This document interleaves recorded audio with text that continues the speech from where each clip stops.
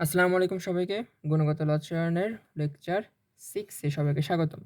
তবে আজকে লেকচার 6 হবে না। আজকে লেকচার 6 এর পরিবর্তে যেটা হবে সেটা হলো এইটা।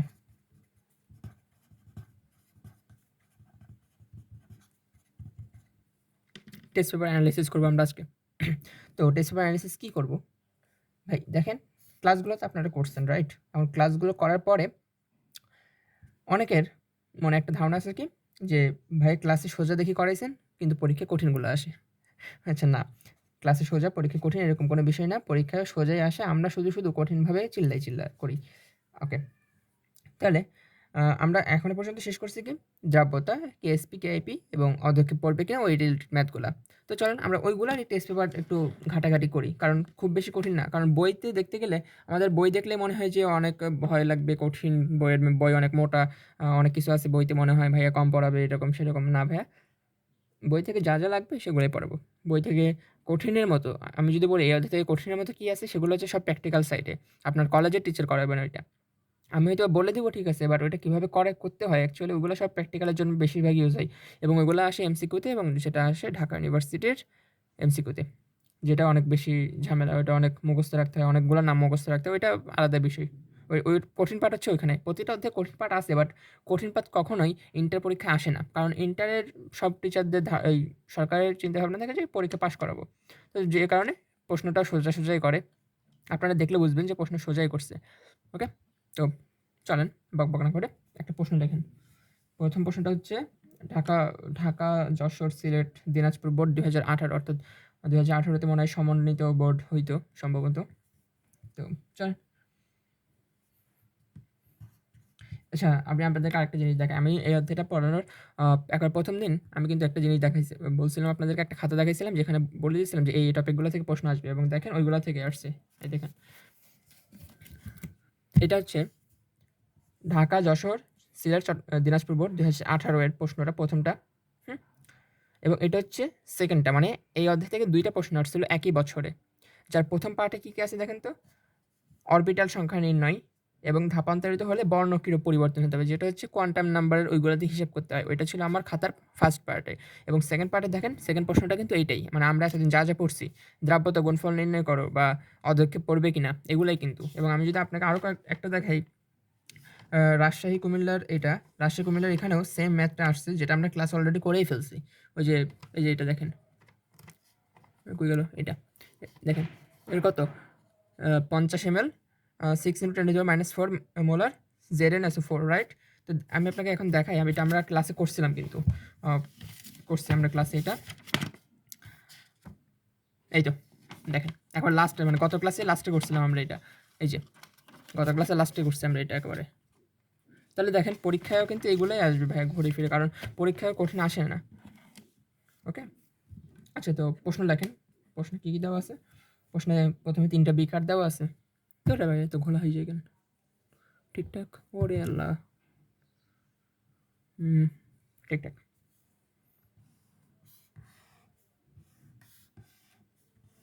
আপনাদের টেস্ট পেপার কেনার কোনো প্রয়োজন নাই। যারা ২৩ ব্যাচ আছেন তারা টেস্ট পেপার কিনবেন না, আমি সাজেস্ট করব। এবং নতুন টেস্ট পেপার ভুলেও কিনবেন না, যে ব্যাচেই হন না কেন। নতুন টেস্ট পেপার ভাইয়া লাগে না। আপনি পুরান একটা কিনলে ওইটা থেকে পরীক্ষা দিলেই হবে। কারণ প্রশ্ন তো রিপিট হবে না হুবহু, তাই না? রিপিট হবে কি? কোয়েশ্চেন প্যাটার্নটা রিপিট হবে বা সলভ করার টেনডেন্সি রিপিট হবে। আপনি মনে করেন আপনি হচ্ছে যে টাকা দিয়ে নতুন ১ সেট টেস্ট পেপার কিনতে পারবেন, ওই সেম টাকা দিয়ে আপনি পুরান ৩ সেট টেস্ট পেপার কিনতে পারবেন। তাহলে আপনার জন্য ওইটাই ভালো যে আপনি পাঞ্জারির একটা টেস্ট পেপার কিনবেন এবং রয়্যালের একটা টেস্ট পেপার কিনবেন পুরানো, বা অথবা আপনি রয়্যালের একটা টেস্ট পেপার কিনবেন এবং কী বলে কী জানি লেকচারের একটা টেস্ট পেপার কিনবেন। তাহলে ২ টা হইলে হবে কি, ২ টাতে একই ম্যাথ ২ জায়গায় দেখবেন কীভাবে সলভ করা আছে। হ্যাঁ? তাহলে দেখবেন আপনার কনফিডেন্সটা আরও বাড়বে। কারণ আপনি একভাবে সলভ করা শিখলেন আমার কাছ থেকে, কিন্তু একই ম্যাথ হয়তো বা অন্য আরও একভাবে সলভ করা যায়। যেমন আর ইন্টারের এরকম ভ্যারিয়েশন অনেক আছে যে ইন্টার মানে কি, আপনি এখন একটু বড় হইছেন এবং একটু বড় মানে অনেক বড়। যে কারণে আপনার সম্পূর্ণ স্বাধীনতা আছে ফিজিক্সের সূত্র এই হায়ার ম্যাথে এপ্লাই করার। তো এটা আপনি এপ্লাই করা শিখবেন কখন? যখন আপনি অনেক বেশি প্রশ্ন সলভ করবেন। কারণ দেখবেন যে আমাদের ম্যাথ বইতে যে ফর্মুলাগুলো আছে ওইগুলো দিয়ে করলে হয়তোবা ২ পেজ মতো লাগবে। কিন্তু ফিজিক্সের একটা সূত্র এনে যদি আপনি মাথা খাটিয়ে করতে পারেন যে, তাহলে দেখবেন যে অনেক ইজিলি হয়ে যাচ্ছে। এমনকি আমাদের ফিজিক্সের ফার্স্ট পেপারের 3rd চ্যাপ্টারের নাম কি? গতিবিদ্যা না? এবং হায়ার ম্যাথের সেকেন্ড পেপারের একটা অধ্যায় আছে, দেখবেন যে সমতলে বস্তু কণার গতি, ওইটা হচ্ছে গতিবিদ্যাই। তাহলে দুইটা একই অধ্যায় দুই জায়গায়, এবং আপনি শুনলে অবাক হবেন, আপনি যদি হায়ার ম্যাথের ওই গতিবিদ্যার অধ্যায়টা পারেন তাহলে আপনার ফিজিক্সের গতিবিদ্যার অধ্যায় পড়াই লাগবে না। কারণ হায়ার ম্যাথের গতিবিদ্যা হচ্ছে এমন জিনিস আছে যেগুলো ফিজিক্সেও নাই। তাহলে কি আমরা সবাই মনে করি ফিজিক্স কঠিন, কিন্তু এই ক্ষেত্রে আবার হইলো কি ম্যাথ কঠিন। এবং এন্টার পুরাটাই হচ্ছে এরকম যে একটার সাথে অন্য একটা রিলেটেড। যেমন আপনি যদি বায়োলজি পড়তে যান, আপনি জুলজি প্রথম অধ্যায়টা কারোর সাথে মিল পাবেন না, সেকেন্ড অধ্যায়টাও কারোর সাথে মিল পাবেন না, কিন্তু থার্ড অধ্যায় থেকে আপনি দেখবেন যে সব কিছু আপনার বডির সাথে মিলে যাচ্ছে। বা আপনি ওই অধ্যায়ের এক জিনিস পড়ে আসছিলেন, ওই অধ্যায়টা আবার এখানে কাজে লাগতেছে। যেমন অধ্যায় 4-এ আমরা পড়ি কি ব্লাড রিলেটেড জিনিসপাতি, এই অধ্যায় 4-এর পর আবার রিপিট হয় অধ্যায় 11-তে গিয়ে, অধ্যায় 11-এর পরে আবার রিপিট হয় 3-এ এসে। মানে এরকম অনেক কিছু হয় ওইখানে। তো এরকম ইন্টারে পুরাটাই রিপিটের উপরেই চলে। যেমন আমি হচ্ছে আমার চ্যানেলে যারা দেখছেন, চ্যানেলে দেখবেন যে আদর্শ গ্যাস প্লেলিস্টের একবার প্রথম যে ভিডিওটা আছে 45 মিনিটের, ওইটা কিন্তু কোনো আদর্শ গ্যাস অধ্যায়ের উপরে ভিত্তি করে বানানো না। ওই একটা ভিডিওতে 3টা অধ্যায়ের বেসিক ক্লিয়ার করা যায়। অর্থাৎ ফিজিক্স ফার্স্ট পেপারের লাস্ট অধ্যায়, এবং কেমিস্ট্রি কেমিস্ট্রি ফার্স্ট পেপারের লাস্ট, আর সেকেন্ড পেপারের ফার্স্ট, অর্থাৎ 3টা অধ্যায় কোনো না কোনোভাবে কমপ্লিট করা যায় শুধু ওই সূত্রগুলো দিয়ে। ওকে, তাহলে ইন্টারে এই জিনিসটা ঘরটা অনেক। আচ্ছা, তো এখানে আমরা আসি। এখানে প্রথমটাই কি 20 ডিগ্রি সেলসিয়াস, এর পরেরটাও 20 ডিগ্রি সেলসিয়াস, এর পরেরটা 20 ডিগ্রি সেলসিয়াস। এই ডিগ্রি মানে ডিগ্রি সেলসিয়াসটা দিয়ে দেওয়া, এই ডিগ্রি সেলসিয়াসের কোনো কাজই নেই। এই ডিগ্রি সেলসিয়াসের কাজ কখন থাকবে, যদি পার্থক্য দেখায়। মানে মনে করেন আপনার পরীক্ষায় এরকম বললো যে প্রথমে ছিল 20 ডিগ্রি, পরে হয়েছে 31 ডিগ্রি, এরকম যদি অনেক বেশি পার্থক্য থাকে তখন হয়তো বা আলাদা হবে, কিন্তু ওইটা একাডেমিকে দেয় না। সিরিয়াসলি ওইটা একাডেমিকে দেয় না, ওইটা দেয় হচ্ছে বুয়েট অ্যাডমিশনে। তো আপনি তো আর এখন বুয়েট অ্যাডমিশন দিবেন না, আগে তো একাডেমিক কমপ্লিট করতে হবে, তাই না? আচ্ছা, তো এখানে কী কী আছে? এখানে আছে হচ্ছে Mn2, এখানে আছে Mn2 দ্রবণ 15 ml এবং 5 × 10⁻⁵ মোলার। সেকেন্ডটাতে আছে হচ্ছে Mn2 + XY, এটাতে অ্যাকচুয়ালি কী আছে সেটা একটু পরে বলি। আর এটাতে হচ্ছে XY দ্রবণ 10 ml 0.1 মোলার। এবং এটা হচ্ছে পাত্র এ, এটা হচ্ছে পাত্র বি, এটা হচ্ছে পাত্র সি। তাহলে সিটারে আবার মাঝখানে কেন আনলেন ভাই? আমাদের কোনো দোষ নেই। এটা করছে কি, এটারে এখানে মিশাইছে, এই দুটাকে একসাথে মেশানোর পরে এই জিনিসটা পাইছে। আচ্ছা, এটা উদ্দীপক বোঝা গেল। এখন হচ্ছে প্রশ্ন। না, উদ্দীপক এখনো শেষ হয়নি, আরেকটু বাকি আছে, 2টা পয়েন্ট বাকি আছে। দেখেন, এটা হচ্ছে Mn2 এর দ্রাব্যতা সমান 0.0002 মোল পার লিটার। আর এখানে হচ্ছে My2 এর কেএসপি সমান 1.85 × 10⁻⁸। 2টা পয়েন্ট দেওয়া আছে। এখন আমাকে প্রশ্ন লিখতে হবে। ওয়াচ।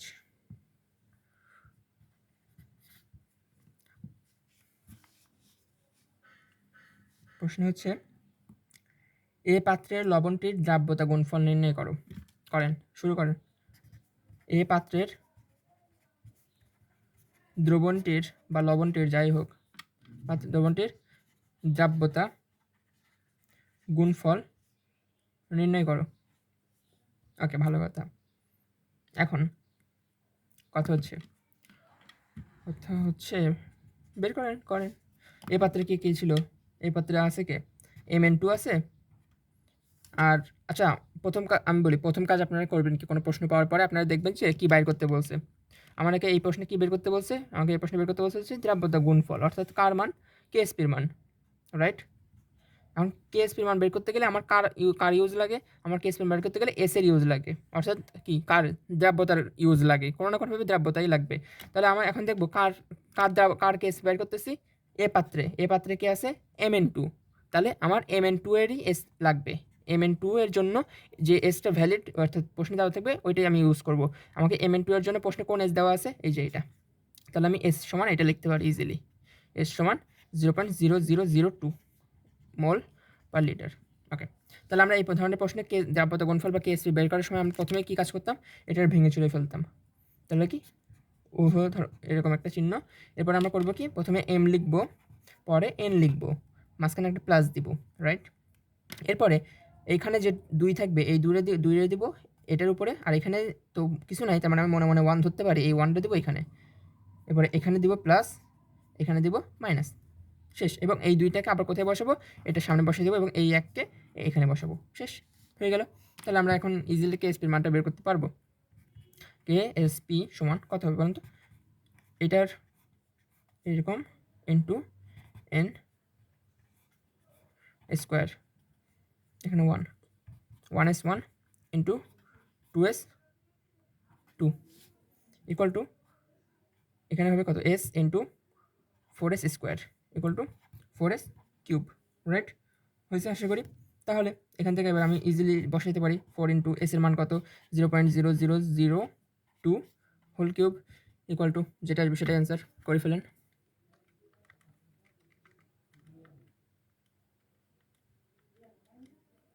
কত আসছে, 3.2 into 10 to the power 3.2 into 10 to the power -11। এটা হচ্ছে আমার এই প্রথম ম্যাথের কেএসপি এর মান। এবং আমি উত্তরটা যদি একটু চেক করি তাহলে হ্যাঁ আমার উত্তর মিলে গেছে।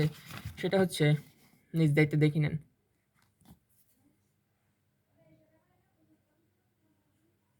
ওকে, দেখা শেষ।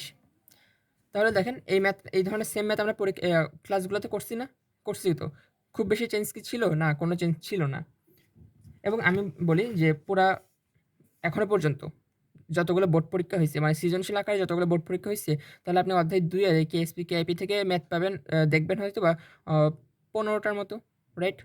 যদি 15টা সিকিউ আপনি দেখেন তাহলে 15টার ভিতরে আপনি দেখবেন যে 12টা সিকিউ একদম একই রকম, 12টা সিকিউ একদম একই রকম। বাকি 2টা সিকিউ একটু কঠিন, খুব বেশি কঠিন না, একটু কঠিন মানে কি, ক্যালকুলেশন 1 লাইন বেশি করা লাগবে, এরকম করে দেওয়া প্রশ্নটা। ওকে, আর একটা সিকিউ এমন দেখবেন যেটা আপনি পারবেন না, মানে পারবেন আসলেই না, পারবেনই না, ওইটা আপনি পারবেন না, আপনার বা কোনো টিচার ছাড়া ওইটা পারবে না কেউ, কারণ এটা হচ্ছে পরীক্ষা এমনভাবে দেয় যেন ওইটা কেউই না পারে। হ্যাঁ, তো এই একটা যেটা, এইটা নিয়ে কখনো মাথা ঘামাবেন না, কারণ এটা আপনার জন্য না। এই 2টা যেটা, সেইটা নিয়ে মাথা ঘামাবেন কখন, যখন আপনি এই 12টা সম্পূর্ণ শেষ করবেন, তারপর আপনি এই 2টার দিকে তাকাবেন। এই সব শেষ করার পরে আপনার পুরো বই শেষ হওয়ার পরে যদি আপনি সময় পান, তাহলে এখানে যে একটা বাকি থাকবে যেটা হাই লেভেলের, ওইটার দিকে তাকাবেন, না হলে তাকানোর দরকারই নেই এটার দিকে। এটা থেকে আপনার পরীক্ষায় প্রশ্ন আসবে না। মনে করেন আপনার পরীক্ষা 8টা সৃজনশীল, তো 8টা সৃজনশীল থেকে একটা সৃজনশীল থাকবে এরকম কঠিন, যেটা আপনার রুমে কেউ পারবে না। ওকে, ওইটা নিয়ে কোনো বিষয় না, ওইটা পারতেই হবে এমন কোনো কথা না। আচ্ছা, তো এই ম্যাথটা এখন আমরা করলাম, এখন ঘতে যাই। উদ্দীপকটা আপনাদের আশা করি লেখাই আছে, আমি আর লিখলাম না। আচ্ছা, এটা কোথায় বলি নেই না, এটা হচ্ছে সমন্বিত বোর্ড 2018 এর। এরপরে ঘ নাম্বার প্রশ্ন তো আপনারা সবাই জানেন। প্রশ্ন হচ্ছে কি, সি পাত্রে MY2 এর অধ্যক্ষে পড়বে কিনা। সি পাত্রে MY2 এর অধক্ষেপ পড়বে কিনা।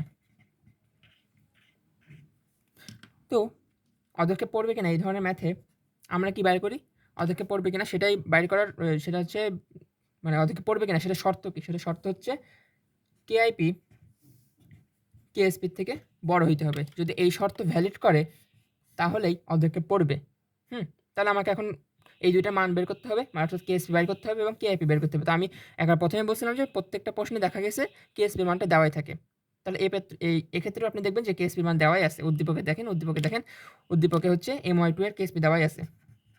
MY2 এর কেএসপি দেখেন দেওয়া আছে, কেএসপি সমান, আমি দেখে লিখে ফেলি। এই যে দেখেন, MY2 এর KSP 1.85 into 1.85 into 10 to the power -8। শেষ, আমার কেএসপি দেওয়াই আছে। তাহলে আমরা কি জানি, যার কেএসপি দেওয়া থাকবে সেই অধক্ষেপিত হবে। তাহলে এ পাত্রে কি ছিল আমি দেখি, এখন বিক্রিয়া লিখতে হবে। তো প্রথম কাজ কি, প্রথম কাজ হচ্ছে বিক্রিয়া লেখা, কারণ যেহেতু মিশাবো মানে কি বিক্রিয়া করব বা যোগ করব। MN2 এর সাথে কে মিশবে, MN2 এর সাথে মিশবে হচ্ছে XY। তো এটা মিশানোর ক্ষেত্রে আমি কি বলছিলাম আপনাদেরকে, বলছিলাম না যে যেহেতু বিক্রিয়া করার ক্ষেত্রে এটাকে ভাঙতে হবে 2 ভাবে, এটাকে ভাঙতে হবে 2 ভাবে। এটাকে ভাঙলে কি পাবো, M2 প্লাস আর N মাইনাস, এটাকে পাবো কি পাবো, X প্লাস Y মাইনাস। তাহলে কি হবে, প্লাস যাবে মাইনাসের কাছে, মাইনাস যাবে প্লাসের কাছে।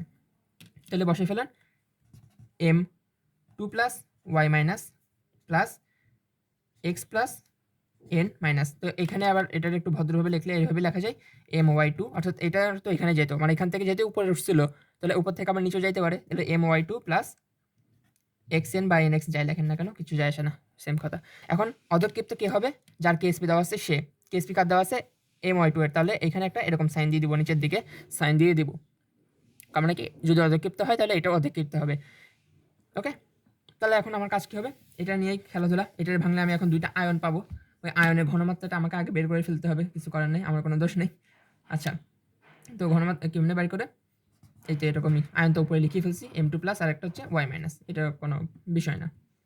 ওকে, ঠিকঠাক। এখন ঘনমাত্রা বের করতে হবে আমাকে। তো ঘনমাত্রা বের করার সূত্র আমরা সবাই জানি, v1s1 = v2s2, রাইট? তাহলে প্রথম কাজ হবে m2 এর জন্য, m2 প্লাসের জন্য, m2 প্লাসের জন্য সূত্র একবার, আর y মাইনাসের জন্য সূত্র আরেকবার। সূত্র একটাই, v1s1 = v2s2, এখানেও সেম সূত্র, v1s1 = v2s2, এবং এখানে আমরা বের করি কার মান, s2 এর মান, যেটা হয় v1s1/v2, এখানেও বের করব s2 এর মান v1s1/v2। এখন v1s1 তো আমাদের প্রশ্নে দেওয়া আছে, দেখেন m কোন পাত্রে ছিল, আমি উদ্দীপকটা এখানে দেখি, দেখেন m কোন পাত্রে ছিল, পোড়া পাত্র। 3 নম্বর পাত্রের দিকে এখন তাকাবেন না, 3 নম্বর পাত্রে তাকানো লস আপনার জন্য। m ছিল কোন পাত্রে, আমি জুম করে দেখাই, দেখেন 3টা পাত্র পাশাপাশি আছে না, m ছিল কোন পাত্রে, m আছে হচ্ছে এই পাত্রটাতে, তাহলে যে পাত্রে m থাকবে ওই পাত্রের যত ml দেওয়া থাকবে ওইটাই হচ্ছে ওর আয়তন বা v এর মান। তাহলে m এর জন্য v এর মান 15 ml, 15। তাহলে s এর মান কত হবে, s এর মান দেওয়া আছে দেখেন 5 × 10⁻, দেখা যাচ্ছে না, 5 × 10⁻⁻, 5 × 10⁻⁻5, 5 × 10⁻⁻5। তাহলে v2 এর মান কত হবে, v2 এর মান একটু পরে বসে, আগে আমি সাইডেরটাই, ওয়াল্লা দেখা যাচ্ছে না কিছু, হাই রে, দেখেন দেখেন আমি লিখে ফেলছি, এটা দেখে দেখে লিখছি, হ্যাঁ দেখে দেখে লিখছি। আমি এখানে আরেকবার দেখাই, এখানে যেটা দেওয়া থাকবে সেটা হচ্ছে v এর মান, এবং এটা হচ্ছে s এর মান, দেখে দেখে উপরে বসাইলাম। ওকে, তাহলে এখন y মাইনাসের কাছে যাব, y কোথায় আছে দেখেন তো, পড়ে ধরবো না, y কই আছে, এটাতে না y আছে, এখানে যদি y থাকে, y এর সাথে কি আছে 10 ml এবং 0.1 মোলার। 10 ml কার মান, 10 ml হচ্ছে v এর মান, এবং এটা হচ্ছে s এর মান, রাইট? তাহলে লিখে ফেলি, y যেখানে আছে, এই তো এখানে বললাম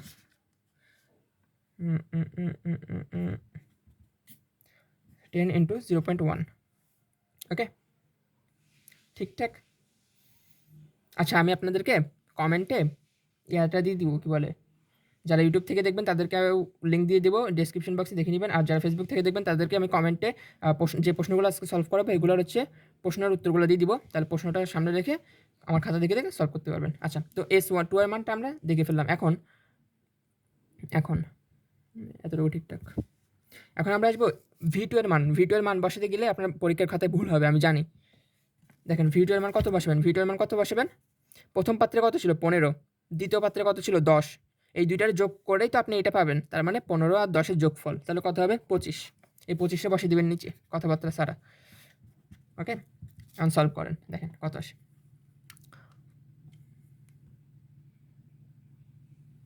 ওকে, শেষ। 15 × 5 × 10⁻⁻5, 25। প্রথমটা আসছে হচ্ছে 3 × 10⁻⁻5, আর দ্বিতীয়টা থেকে আসবে 0.04।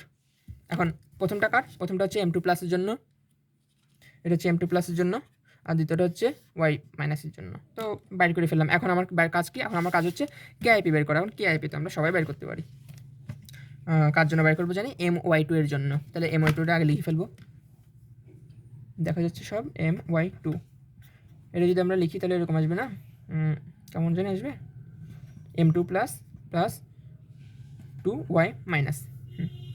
তো কেআইপি নির্ণয়ের ক্ষেত্রে খুবই সাবধান, কেআইপি আর কেএসপির ভিতরে এখানে একটা পার্থক্য, m2 প্লাস এখানে এরকম দেওয়া গেলেও এখানে আর কি জানি দেওয়া যায় না, এখানে y মাইনাস এরকম লিখবেন, এখানে এই 2টারে আর নিতে পারবেন না, এটাই তো পার্থক্য ছিল, তাই না?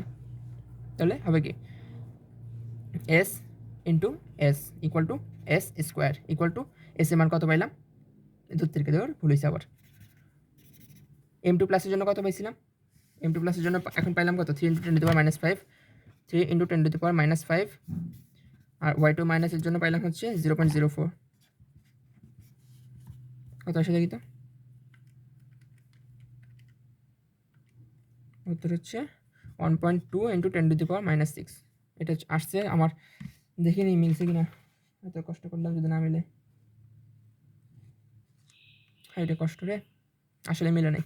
কেন মিলে নেই আমি বলি, দেখেন আমি বলছিলাম কি কেআইপির ক্ষেত্রে এই দুইটারে উপরে বসাইতে হবে, মানে এই দুইকে আপনার ইউজই করতে পারবেন না। আমরা নর্মালি কেএসপির ক্ষেত্রে আমরা করতাম কি, দেখেন কেএসপি সমান আমরা করতাম কি, এটা নিতাম 1s1 ইন্টু ওইখান থেকে নিতাম 2s2 এরকমই নিতাম, রাইট। তাহলে এখান থেকে আসতো কি s ইন্টু 4s² = 4s³।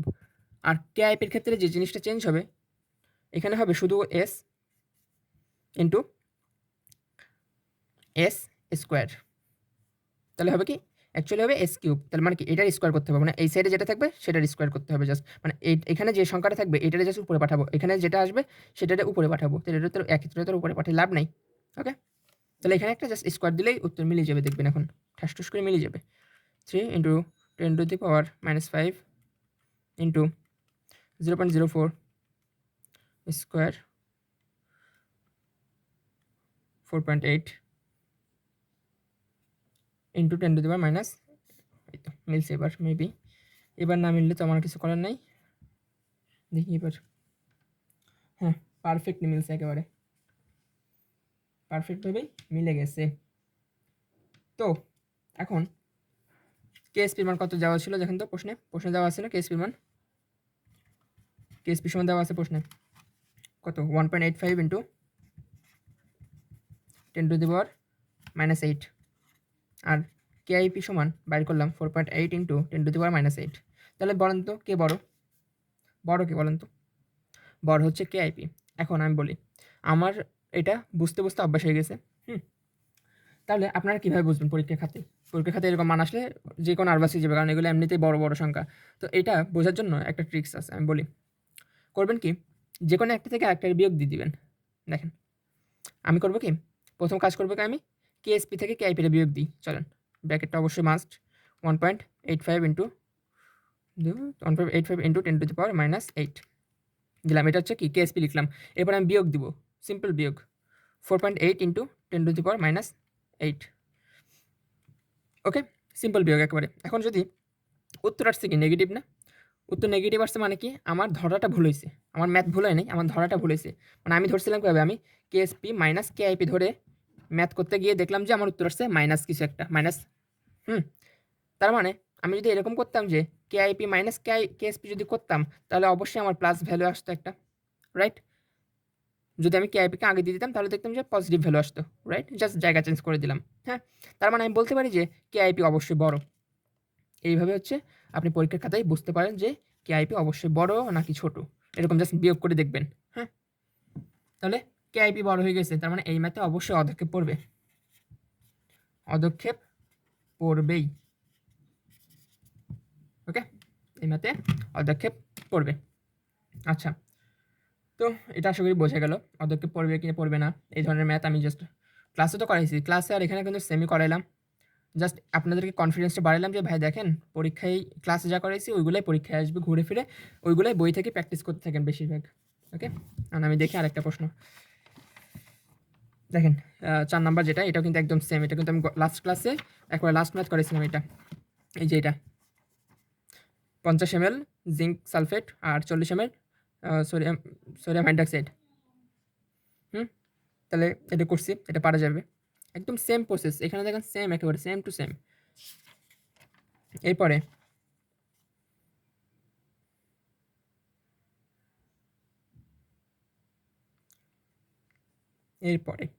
আচ্ছা, ক্লাসন সম্পর্কে একটা পাইছি, ক্লাসিত দ্রবণ বা যেটাই বলি না কেন, যশোর বোর্ড 2017 যশোর বোর্ড 2017 একটা করি, চলেন। আচ্ছা, আমি একটা সাজেশন দিই, যশোর বোর্ড 2017 আচ্ছা করি, অসুবিধা নেই, করা যাবে। চলেন,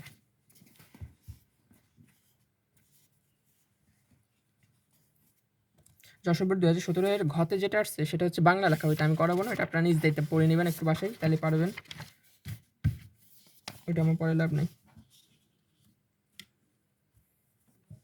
ঠিকঠাক সব।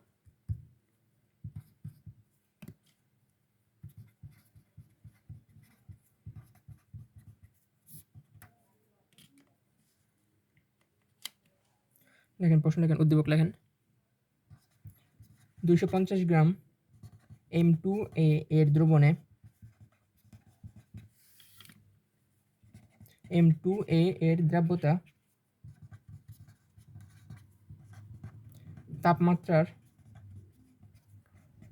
সাথে চেঞ্জ হয়। কালি নেই, তাপমাত্রার সাথে চেঞ্জ হয়, ভালো কথা। এবং MA এর পারমাণবিক সংখ্যা সমান 1,16, অর্থাৎ M এর জন্য 1 আর A এর জন্য 16 পারমাণবিক সংখ্যা। তো 16তে কে আছে? সালফার, আর 1-এ কে আছে? হাইড্রোজেন। তাহলে এটা হচ্ছে sulphur hydroxide, sorry sulphur hydroxide না, তো এটা বাংলায় কী বলে ধরে ভুলে গেছি, বাদ দেন, লাগবে না। আচ্ছা, তাহলে একটা ছক দেওয়া আছে,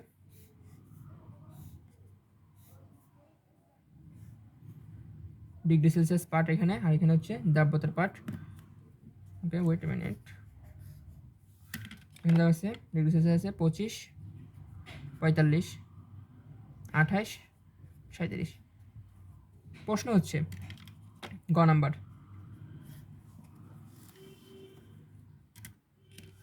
দ্রবণটিকে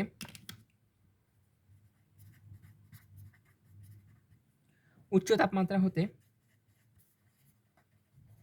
এই ধরনের ম্যাথ কিন্তু ক্লাসে করেছিলাম মনে করি, দেখেন উচ্চ তাপমাত্রা হতে নিম্ন তাপমাত্রায় নিয়ে গেলে কি পরিমাণ দ্রব্য কেলাসিত হবে? কি পরিমাণ দ্রব্য ক্লাসিত হবে? ওকে, ডান। কেলাসিত হবে মানে কি? কি পরিমাণ দ্রব্য নিচে জমা হবে তলানি হিসেবে, ওইগুলাই বুঝাইছে আপনাকে। এটা ইজি, পারবেন আমি বলি। প্রথমে আমার কাজ কী হবে? এই ধরনের ম্যাথ কিন্তু আমি করাইছিলাম ক্লাসে, রাইট? টেনটানা। ওকে, বেসিক্যালি হয়েছে কি, আমি এতক্ষণ ভিডিওটা পজ করে রাখছিলাম, পজ করে এই সেম ম্যাথটা আমি একবার রাফ করে খাতায় করে দেখলাম মিলে কিনা, এবং দেখলাম যে টেস্ট পেপারে যে সলিউশনটা দেওয়া আছে ওইটার থেকে অনেক বেটার ওয়েতে এবং অনেক স্মার্ট ওয়েতে অনেক কম লিখে ভালোভাবে শেষ করা সম্ভব। তো চলেন আমি এখন দেখাই। আমি আপনাদেরকে, আচ্ছা টেস্ট পেপারটা পরে দেখাবো, আগে আমি যেভাবে করছি এটা দেখাই। এটা আগে, এটা আপনারা পারেন, এটা কিন্তু আমি ক্লাসে করাইছিলাম। তো আমি এটা দেখে অবাক হয়ে গেছিলাম যে কি আমি ক্লাসে করাইলাম একরকম, টেস্ট পেপারে সলিউশন অন্যরকম কেন। তো আমি আজকে ভিডিওর শুরুতেই বলতেছিলাম যে অনেকভাবে করা যায়। তো অনেকভাবে আপনি কোনটা চুজ করবেন? আপনি সেটাই পছন্দ করবেন যেটা করলে স্যার আপনার খাতা কাটবে না। মানে কাটবে না মানে কি, নাম্বার দিবে না এমনটা হবে না। স্যার আপনাকে নাম্বার দিবে এবং খুশি হয়ে নাম্বার দিবে। কারণ কি, আমরা যারা মাহির ভাইয়ের কাছে, মাহির ভাইকে চিনেন আপনারা? চিনেন মেবি, উনি ম্যাথ পড়ান। তো উনি এমওডিতে ক্লাসও নিয়েছিল কয়েকদিন, জাস্ট ইন্টিগ্রেশন করাইছিল। আর ওনার ইউটিউবে স্থিতিবিদ্যা আছে। আচ্ছা, তো আমি ওনার কাছে ম্যাথ পড়তে, উনি হচ্ছে আমাকে বলতেছিল যে তোমরা যেহেতু আর কয়েকদিন পরে অ্যাডমিশন পরীক্ষা দিবা, তোমরা ট্রাই করবা যে প্রশ্নে মানে উত্তরে যতটা কম লিখে স্যারকে অনেক বেশি বোঝানো যায়। কারণ কি, কারণ হচ্ছে স্যারেরা এটাই চায় যে বাবা তুমি তোমার খাতাটা কম লেখো, তাহলে আমার এক লাইন অতিরিক্ত পড়া লাগবে না, তুমি ততটুকুই লেখো যতটুকু আমার জন্য আমার যথেষ্ট, যে আমার এতটুকু বুঝতে যথেষ্ট যে একটা স্টুডেন্ট পড়া করে তারপর পরীক্ষা দিতে আসছিল। তো আমি আপনাদেরকে ওইভাবেই করাই, চলেন। এবং এটা অবশ্যই ভ্যালিড, এটা করা যাবে, এমনটা কখনোই হবে না যে এটা করা যাবে না। কোনো স্যার যদি আপনাকে, কলেজের টিচার যদি আপনাকে বলে এটা করছো কেন, এটা টেস্ট পেপারে নিয়ে করো, ভাই ওই স্যারের কাছে পড়েন না। কারণ টেস্ট পেপারে করছে কি, ক্লাস 9-10-এর মেথডে করছে। তো আপনি 9-10-এর, আপনি কি এখনও 9-10-এ পড়েন? আপনি ইন্টারে উঠছেন না? তাহলে আপনি অবশ্যই ইন্টারটা ফলো করবেন, এবং এটা একদম রিয়েল একটা জিনিস। চলেন শুরু করি, ফটফট কত কম। প্রথমে আমার কী করতে হবে, এই ধরনের ম্যাথ আমি ওই দিনও করছিলাম। হ্যাঁ, ওই দিনটা টেস্ট পেপার ছিল না হাতে, ওইটা নিজে নিজে করছিলাম। তো ওইটাই ভাবতেছিলাম যে আজকেটা মিলবে কিনা। আজকেটা দেখি মিলে গেছে, আলহামদুলিল্লাহ। ওকে, দেখেন দেখেন দেখেন, করবো কি, প্রথমে দুইটা তাপমাত্রা দেওয়া আছে, একটা হচ্ছে 45 ডিগ্রি সেলসিয়াস, আর একটা কত, 25 ডিগ্রি সেলসিয়াস। দুটো পার্ট করলাম। এরপরে এইটার আমরা এস এর সূত্র কি জানতাম? এস সমান 100m divide by m minus M. S সমান 100m divide by m minus M. Okay, এটা হচ্ছে এসের সূত্র ছিল। তো এখন আপনি উদ্দীপকটা দেখেন, আমার কাছে যেহেতু উদ্দীপকটা আমি ঢেকে গেছে, আমি তো দেখাইতে পারবো না। এসের জায়গায় 45 ডিগ্রির জন্য কত বলা ছিল মানটা? এসের জায়গায় 45 ডিগ্রির জন্য মানটা বলা ছিল 37, এবং উপরে তো আর কিছু করার নাই, ছোট এম এর মান দেওয়া নেই। বড় এম এর মান দেখেন প্রশ্ন দেওয়া আছে 250 গ্রাম, তাহলে বড় এম সমান 250 গ্রাম, এবং ছোট এম এর মানের জায়গায় কি লিখবো? কিছু লেখার উপায় নেই, কারণ ছোট এম আমার কাছে জানা নেই। ওকে, তাহলে এখান থেকে আমরা এখন ইজিলি এম এর মানটা বের করতে পারবো ক্যালকুলেট করে। কারণ 37 ইকুয়াল টু, এটা আপনারা যাদের এই ক্যালকুলেটর নাই তারা ম্যানুয়ালি করতে পারেন, জাস্ট কোনাকুনি গুণ করলে হয়ে যাবে। আর কোনাকুনি গুণ যদি কেউ শিখতে চান তাহলে আল্লাহর রাস্তায় কমেন্ট করেন যে ভাইয়া কোনাকুনি গুণটা একটু শিখিয়ে দিন, কারণ স্বাভাবিক আপনি যে কোনাকুনি গুণ পারবেন এমন তো কোনো কথা না, তাই না? এটা আসলে কত? 67.51 গ্রাম। ওকে, এটা আসলো একটা এম এর মান। এখন এখান থেকে করতে হবে, এখানে 25 ডিগ্রির জন্য এস এর মান আপনার প্রশ্নে দেওয়া আছে কত? 28, 28 সমান 100 ইন্টু এম। এখন নিচে আমি কি বসাবো? নিচে বসাবো তো বড় এম এর মান 250, এবং আমি ওই দিনও বলছিলাম যে এইখানে বড় এম এর সাথে যে ছোট এমটা থাকবে ওইখানে আপনি ইজিলি এটা বসাতে পারবেন, 67.51, এটা আপনি ইজিলি বসাতে পারবেন। কেন বসাতে বলছিলাম, কেন বসাতে পারবো বলছিলাম, ওইটা ওই ক্লাসে বলছিলাম, যে দেখি আসেন কষ্ট করে দৌড় দেন। আচ্ছা, তামিম নামে একজন হচ্ছে ইনবক্স করছিল, যে বলছিল যে ভাইয়া ক্লাসগুলো তাড়াতাড়ি দেন। এখন ভাই আমি আপনাদেরকে বলি যে অনলাইন, যেহেতু আমরা অনলাইনে আসার পরে আমরা মনে করি যে অনলাইনে অনেকগুলো ক্লাস আছে, আমি অনেকগুলো করব, কিন্তু ভাই ভুলেও এই কাজটা করেন না, ভালো মতো বিপদে পড়বেন। কারণ কি, অনলাইনে আসলে আমাদের মনে হয় কি বাবা অনেকগুলো ক্লাসে, যেমন দেখেন আমি এটা পড়াচ্ছি, আপনি যদি ইউটিউবে আরও একটু ঘাটাঘাটি করেন তাহলে হয়তোবা দেখবেন যে আরও অনেকে পড়াইছে এটা। আপনার কাজ হবে কি জানেন? আপনি যে কোনো একজনকে ফলো করেন, নোট সবগুলো রেডি করেন, এবং ফলো করবেন কীভাবে? আপনি মনে করেন আমার ক্লাস, মনে করেন অনেকে থাকবে কি যে ভাইয়ার ক্লাস 10টা নেবে বলছে, 10টা আগে সব শেষ হয়ে যাক তারপর 10টা একসাথে করবো একদিনে, ওইটাও করিয়েন না। আপনি প্রত্যেকদিন একটা একটা করে করবেন। দেখেন আপনার হয়তোবা পুরা কেমিস্ট্রি বইতে মানে আপনি যদি কোনো টিচারের কাছে পড়েন পারফেক্টলি, তাহলে ওনার হয়তোবা আমি বলি কয়দিন সময় লাগবে। একটা প্রত্যেকটা অধ্যায় থেকে যদি আপনি 15টা করে ধরেন, তাহলে প্রথম পত্রে অধ্যায়ের মতো অধ্যায় আছে হচ্ছে 2, 3, 4, 2, 3, 4 15টা করে ধরলে কত আসে? 45টা। আর অধ্যায় 1 আর 5 মিলাই যদি 5টা লেকচার ধরেন তাহলে 50টা। তাহলে প্রথম পত্রে ক্লাস লাগবে 50টা, এবং দ্বিতীয় পত্রে ক্লাস লাগবে 60টার মতো। তাহলে 50 প্লাস 60 কয়টা হয়? 110টা ক্লাস লাগবে শুধু কেমিস্ট্রির জন্য। ফুল কেমিস্ট্রি কভার হয়ে যাবে 110টা। তার মানে কি 110 দিন। 110 দিন তো আপনার 1 বছরের ভিতরে শেষ হয়ে যাবে। তারপরে দেখেন আমরা হুদাহুদি বলি যে ইন্টার পড়ালেখা কঠিন। ইন্টার পড়ালেখা কঠিন না, ইন্টার পড়ালেখা একদমই কঠিন না ভাইয়া। জাস্ট একটু ঠান্ডা মাথায় চিন্তা করতে হবে। আপনাকে চিন্তা করতে পারতে হবে যে 110টা ক্লাস লাগবে মাত্র পুরা কেমিস্ট্রি শেষ করাইতে। মানে কি 110 দিন, বা স্যার যদি কখনো অসুস্থ হয় বা কোনো ছুটি-টুটি থাকে তাও যদি ধরি তাহলে 200 দিন লাগবে মনে করেন সবকিছু মিলে। তো 200 দিন মানে কি 1 বছরেরও কম। তার মানে কি 1 বছরের কমে কেমিস্ট্রি ফুল বই শেষ করে ফেলা যায়। কিন্তু আমরা 2 বছর নিয়েও বলি, "না সময় কম, কি করব, এটা করব।" ভাই সময় কম না, সময় বুদ্ধি খাটান, দেখবেন সময় অনেক আছে। আচ্ছা, তো এটা আমি আপনাদের সাথে বকবক করতে শেষ করে ফেলছি। ওকে, ২ টা মান আসলো। এখন আমার কাজ হবে কি? জাস্ট একটা থেকে একটা বিয়োগ করা। তাহলে বড়টা থেকে অবশ্যই ছোটটা বিয়োগ করব, যেহেতু কেলাসন বা কিভাবে বলছে? দেখেন উচ্চ থেকে নিচে যাইতে বলছে না? উচ্চ থেকে নিচে, তাহলে উচ্চ থেকে ছোটটারে বিয়োগ দিব। তাহলে কি? এই 45 থেকে 25 টারে বিয়োগ দিব। 45 এ আসে কত? এটা। আর এখানে আছে কত? এটা। এই ২ টার বিয়োগফল হবে। এই ২ টার বিয়োগফল। আমি আর দেখাইলাম না? এই ২ টার বিয়োগফল। তো এই ২ টার বিয়োগফল কত আসবে? 67.51 মাইনাস 51.09 হচ্ছে 16.42 গ্রাম। তার মানে উত্তর হচ্ছে 16.42 গ্রাম কেলাসিত হবে, বা 16.42 গ্রাম অধঃক্ষিপ্ত হবে। যেটাই বলেন না কেন একই কথা। কেলাসিত হবে বা অধঃক্ষিপ্ত হবে একই কথা। আচ্ছা, তাহলে এই ম্যাথটাও আমাদের ডান। এরপরে আচ্ছা, এটার ঘ নাম্বারটা আপনারা রিডিং পড়লে পারবেন। আর রিডিং পড়লে পারবেন বলতে আমার আগের ক্লাসগুলা সবগুলার বাংলা কথা, মানে আমি মুখে যা বলছি সেগুলো সব যদি মাথায় থাকে তাহলে রিডিং পড়লে পারবেন। নাহলে আমি যদি আজকে বকবক করি তাও পারবেন না। আর এখানে একটা পয়েন্ট আছে যে সময়ায়ন প্রভাব আমি এখনো পড়াই নাই। এটা আমরা সম্ভবত কালকে পড়ব। কালকে না পড়লে অধ্যায় শেষে পড়ব। কিন্তু পড়ব, কারণ সময়ায়ন প্রভাব থেকে বেসিক কয়েকটা প্রশ্ন আসে। খুব কঠিন প্রশ্ন আসে না, আহামরি প্রশ্ন আসবে না, একই রকম প্রশ্ন আসে। মানে কি আপনাকে ২ টা বিক্রিয়া দেওয়া থাকবে, ২ টা বিক্রিয়ার ভিতরেই একই রকম জিনিস থাকবে, ওইটাই হচ্ছে সময়ায়ন প্রভাব, আর কিছু না। ওইটা পারবেন, ওইটা খুব বেশি অসুবিধা হবে না। আচ্ছা, এরপরে কুমিল্লা বোর্ড ২০১৭। এখানেও দেখেন ঘতে অধক্ষেপ পড়বে কিনা। তো অতকে পড়বে কিনা এই ম্যাথ আপনারা পারেন, একটু আগে করাইলাম। এরপরে চট্টগ্রাম বোর্ড 2017, এটা নাই, এটা হচ্ছে এই টপিকে নাই। সিলেট বোর্ড 2017, হ্যাঁ এটাও সেম, একদম সেম, অধ্যক্ষে পড়বে কিনা। এরপরে এটা হচ্ছে অধ্যায় 4-এর পড়ালেখা পত্রিকা। এরপরে বরিশাল বোর্ড 2017, এটা কি বলছে, পদক্ষেপ উৎপন্ন করে না। আচ্ছা থাক, এটা দেখি লাভ নাই। এটা হচ্ছে আমি যে বললাম না হাই কোয়ালিটির একটু প্রশ্ন থাকে কয়েকটা, এটা হচ্ছে ওই রেঞ্জের ভিতরে বরিশাল বোর্ড 2017 দেখে লাভ নাই, বাদ দেন। কারণ 2000 দেখেন এই অধ্যায়টা আমি বলি, দেখেন এটা হচ্ছে 2000 বরিশাল বোর্ড 2017 এর উপরে লেখা আছে দেখা যাচ্ছে, হ্যাঁ 2017 এর। এখন এখানে দেখেন কি করছে, শুরুতে সামনে এইগুলো আপনাকে বুঝতে হলে অধ্যায় 4 বুঝতে হবে, এবং আমি অধ্যায় 4 এখনো পড়াই নাই। এই জন্য বলতেছিলাম যে অনেক সময় মিক্স আপ করে দেয় না, তো এই প্রশ্নটা হচ্ছে ওই ধরনেরই প্রশ্ন যেটা মিক্স আপ করে দেওয়া। এটা আপনি না বুঝলেও কোনো অসুবিধা নাই, এটা পরে বুঝবেন। এবার দিনাজপুর বোর্ড 2017, আচ্ছা এটা দেখেন কি বাইর করতে বলছে, সিম্পল দ্রাব্যতা বাইর করতে বলছে। তো দ্রাব্যতা বাইর করতে সবাই পারে, এবং বলছে কি এ আর বি পাত্রে দ্রাব্যতা মানে পার্থক্যের কারণ, এটাও দ্রাব্যতাই বের করবেন। এরপরে সময়ায়ন প্রভাব দিয়ে ব্যাখ্যা করতে হবে। সময়ায়ন প্রভাব আমি এখনো পড়াই নাই, সময়ায়ন প্রভাব পড়াবো, ওটা অসুবিধা নাই। সময়ায়ন প্রভাবের জন্য সময়ায়ন প্রভাব একই ক্লাসে, টেস্ট পেপার সময়ায়ন প্রভাব সব একসাথে শেষ করবো, ওটা নিয়ে চিন্তা করে লাভ নেই। এরপরে আর হচ্ছে রাজশাহী বোর্ড, আচ্ছা ঢাকা বোর্ড 2016, দেখেন এই হুবহু ম্যাথ আমি কিন্তু ক্লাসে করেছিলাম। দেখেন এম এন দ্রবণ, পিকিউ দ্রবণ, এম এন এর কেএসপি, পিকিউ এর কেএসপি, দ্রাব্যতা গুণফল নির্ণয় করো।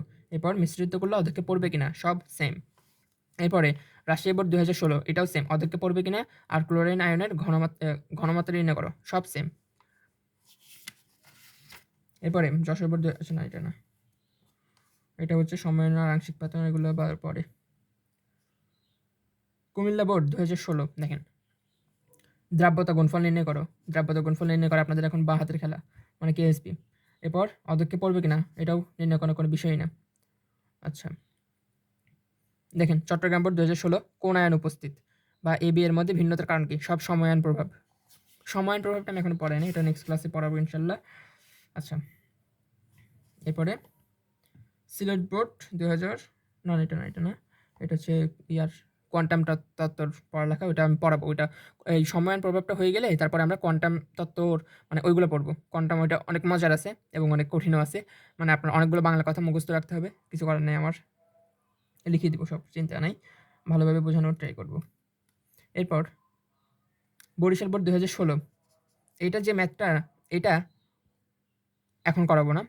এটা আপনারা কখন পারবেন জানেন ভালোভাবে, এটা তখনই পারবেন যদি আপনি পরিমাণগত রসায়নের পাঠটা পড়ে আসেন তখন। কারণ কি এখানে হচ্ছে যে দ্রাব্যতার যে এককটা এখানে কি করছে দেখেন, গ্রাম পার লিটারে দিয়ে দিচ্ছে। আমি যদি একটু জুম করি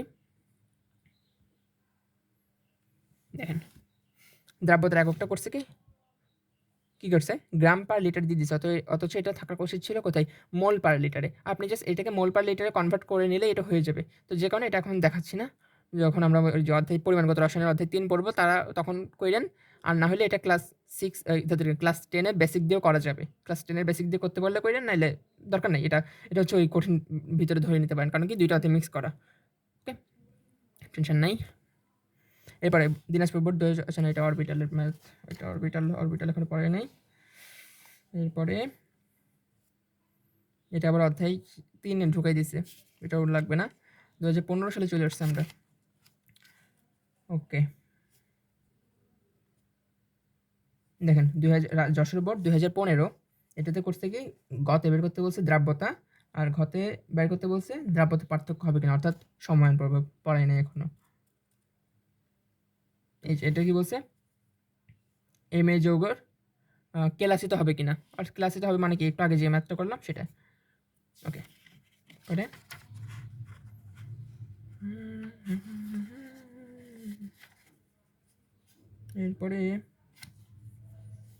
এরপরে এই তো শেষ শেষ শেষ শেষ আমাদের বোর্ড কোশ্চেন সব অ্যানালাইসিস শেষ, অর্থাৎ 2018 থেকে 2017, 2016, 2015 4 বছরের বোর্ড প্রশ্ন আপনি এখন পারবেন যদি কেএসপি, কেআইপি, দ্রাব্যতা এই 3টা টপিকের 4 বছরের প্রশ্ন আপনি ইজিলি পারবেন। ওকে, এবার সময়ায়ন প্রভাব পড়াবো। সময়ায়ন প্রভাব পড়াইলে এই অংশটা শেষ, তারপর আর কি বাকি আছে দেখি।